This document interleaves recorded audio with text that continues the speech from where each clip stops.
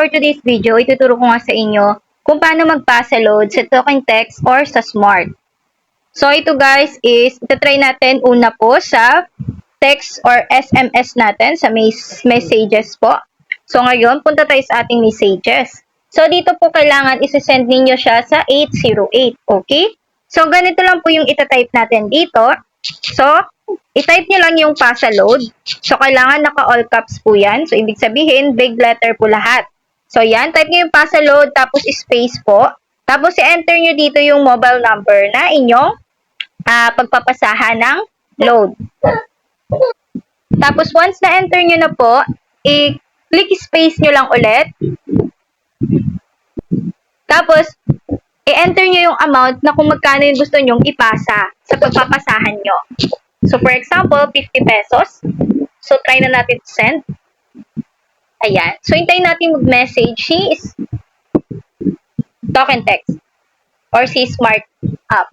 So, ayun. Ang sabi nga dito, pasa load service is no longer available. So, ibig sabihin, hindi na pala available ngayon yung pagpasa ng regular load via messages or SMS. So, in short, kailangan na po natin gawin ito direct into Smart App. So, kailangan mag-download kayo ng Smart App, guys. Okay?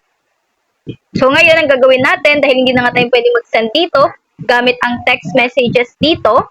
Ayan. So, kung may mga magtatanong dyan, guys, kung paano mag-send via messages lang or dito sa text via SMS. So, hindi na po siya available. So, kaya po, wala po tayong ibang choice kung hindi mag-download ng Smart App para makapag-send po. So, paano nga ba mag-download ng Smart App? So, pupunta lamang kayo sa inyong Play Store. Tapos, pag dito tayo sa ating Play Store, i-type nyo lamang yung Smart App. So, available to guys sa iPhone at sa Android. Pag sa iPhone, type nyo lang siya guys sa inyong yung parang, ano ba yun? Play Store din dun sa sa iPhone. Ayan. So, dito guys, type natin yung Smart App. Ayan. So, dito guys, ayan. As you can see, na-install ko na siya. And then, i-open ko na lang. Okay? So, i-open ko siya guys. Ganyan lang guys i-type nyo lang yung Smart App. I-download nyo guys. As you can see, mayroon din sila ditong features na i-alok sa inyo si Talking Text or si Smart ng ganitong offer sa inyo. So, depende na rin po yun sa paggamit ninyo sa inyong SIM card. Ayan. So, dito nga guys, as you can see, meron akong regular load balance dito na 56 pesos. Ayan. So, dahil meron akong 56 pesos, so, it means pwede ako makapag-send sa ibang number or SIM card. Ayan. Sa ibang mobile number. Okay? So, ito na nga guys, ito na yung pinakabagong way or paraan para makapagpasa load tayo sa ibang number. Okay? So, wag na po natin ipilit yung via messages kasi hindi na siya pwede. Okay? So, ang pwede na lang dun po kapag na lang, pasa data na lang pwede. Pero pag regular load, hindi na pwede. Okay? Pag regular load, hindi na pwede sa SMS or sa text messages. Okay? Ang pwede na lang po doon sa text messages is yung pasa data lang. Okay? So, hindi siya regular load kung hindi direct pasa data na siya. Okay, guys? So, ayun. So, pag gusto nyo rin malaman paano ng pasa data, mamaya ituturo ko rin yan sa inyo kung paano magpasa data. Okay? Via text messages. Okay? So, dito naman tayo muna sa tutorial natin na magpasa ng load. So, dito nga regular load. So, ngayon, ang gagawin natin is may nakikita kayo dito sa baba, guys. So, once na-download nyo na itong Smart App, guys, mag-login lang kayo dito, guys. Okay? Tapos, yung code lang dyan, 4 na lalabas. Okay? Magme-message naman dyan sa inyo si Smart App. So, dito nga, guys, ito sa Smart App, kung Talking Text user ka or Smart, ay pwede ka gumamit itong Smart App. Okay? Kasi magkaisa lang po yan sila. So, ngayon, guys, dito sa baba, nakikita ninyo may Gigapoints, Gigapay, Home, Pasa, tsaka Account. So, i-click nyo yung Pasa sa baba. Yan, yung may heart din siya. Yan. Click nyo siya, guys. Make sure nyo lang, guys, na may balance kayo, guys, na sapat para pag-send ninyo. And then, kung halimbawa yung isi-send ninyo is 50 pesos, kailangan may 51 na regular load balance kayo. Kasi may service fee siya na 1 peso. Okay? So, kailangan kayo, yung maging aware kayo guys. Okay?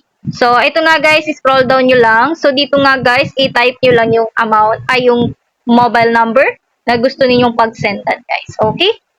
So, ayan nga guys, na-type ko na yung aking, itong pag-sendan ko ng, ng regular load. Regular load. Ayan. So, i-click nyo yung continue kapag okay na guys. Okay?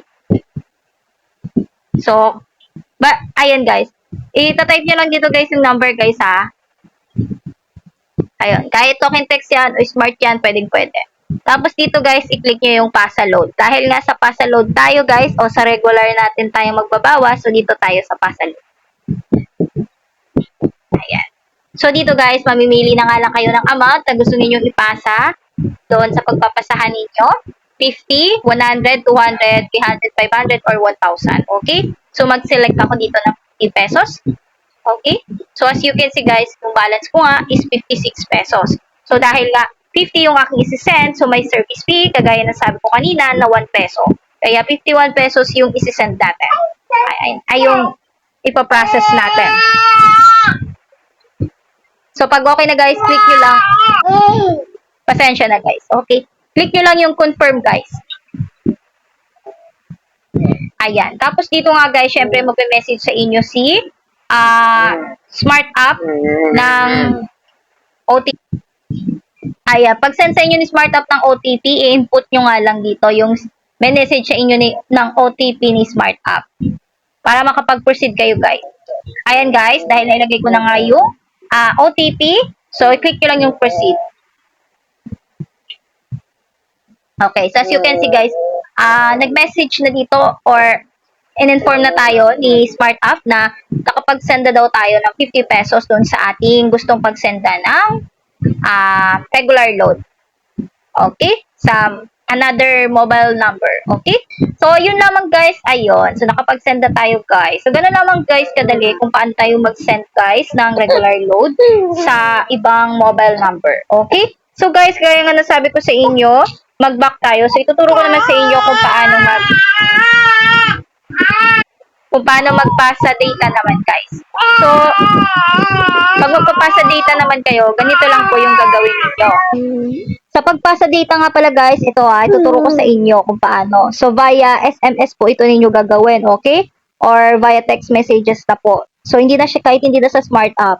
Pwede rin naman sa smart app, pero pwede na to sa text messages kapag pasa data na. Okay? Again guys, pasa data, hindi siya regular load. Okay? So, pasa data, ganon. Punta tayo dito sa via text. Ayan. So, as you can see, nandito yung mga pwede ninyong isend na pasa data. Ayan. Pwedeng all data 50, all data 99. Ayan. Ayan. Screenshot nyo na lang guys. Okay? Ayan. Pag na-screenshot nyo, then mag-proceed tayo sa step 2. Ayan. Dito naman, punta kayo sa 808. Kagaya na sinabi ko kanina. Tapos i-type niyo yung pasa load. Tapos yung mobile number ng pagsisenda ninyo. Okay? Yung mobile number ng pagsisenda ninyo ng pasa data. Okay?